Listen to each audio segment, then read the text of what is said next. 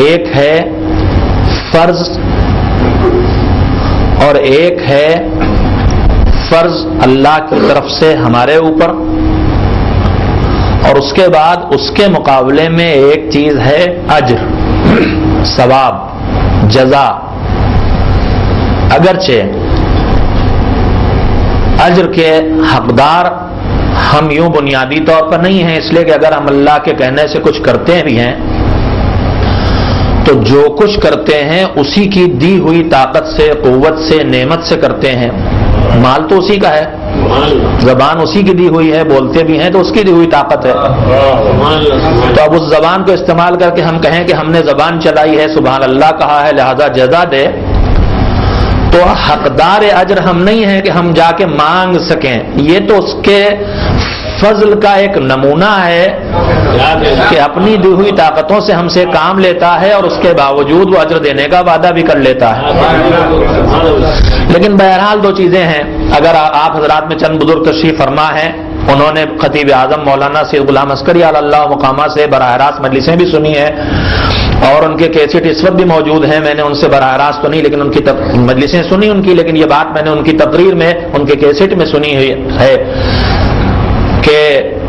بندہ حقیقتاً اجر کا حقدار نہیں ہے اللہ سے، یہ اس کا فضل ہے کہ اس نے اپنے ذمے بندے کے لیے جزا، ثواب اور اجر کر رکھا ہے۔ ان کا کمال یہ تھا کہ وہ ایسی مثالیں دے کے بات سمجھاتے تھے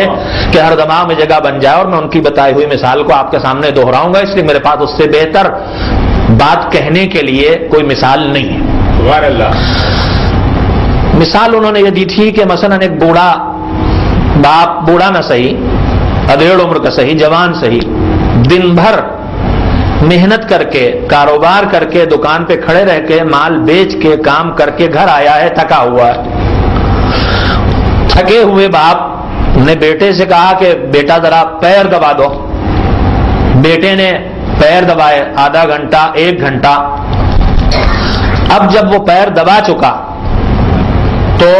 اس نے کہا کہ ابا آپ کے 1 گھنٹہ پیر دبائے ہیں میں گریجویٹ ہوں، میں پڑھا لکھا آدمی ہوں، اگر میں یہی 1 گھنٹہ کہیں کمپیوٹر کے سامنے جا کے کام کرتا تو مجھے 100 روپے مثلا ملتے، تو چلیے آپ کے ساتھ مروت ہے 50 دے دیجیے۔ تو اگر وہ پیر دبا کے باپ سے کہے کہ میں نے پیر دبائے ہیں اس کے 50 دیجیے، تو ہر آدمی کہے کہ بڑا نالائق بیٹا ہے یہ، باپ کی خدمت کی ہے، باپ کے پیر دبائے ہیں اور اب پیسے مانگ رہا ہے۔ مگر نالائق آپ کیوں کہہ رہے ہیں؟ وہ اس لیے پیسے مانگ رہا ہے کہ وہ کہہ رہا ہے میں نے اپنا وقت لگایا ہے، میں نے اپنے ہاتھوں کی طاقت لگائی ہے، میں نے اتنی دیر اپنی قوت استعمال کی ہے، تو جو کچھ میں نے یوز کیا ہے اس کے بدلے میں آپ سے 50 روپے مانگ رہا ہوں۔ کوئی غیر ہوتا تو 100 لیتا، تو اسے نالائق قرار دیا جائے گا۔ کیوں؟ اس لیے کہ تم نے پیر دبائے، ہاتھوں کی طاقت لگائی، بدن کی طاقت لگائی، سب کچھ لگایا ہے، لیکن تم نے جو کچھ اپنے پیر، باپ کے پیر دبانے میں لگایا ہے وہ سب تمہیں اپنے باپ ہی کے ذریعے تو ملا ہے۔ یہ طاقت تو تمہیں باپ کے ذریعے ملی، یہ قوت تمہیں باپ کے ذریعے ملی، تو اگر یہ نہ ملا ہو، اس کے ذریعے نہ ملا ہوتا تو تم اس قابل نہ ہوتے۔ تو دنیا ایسے بیٹے کو نالائق کہہ رہی ہے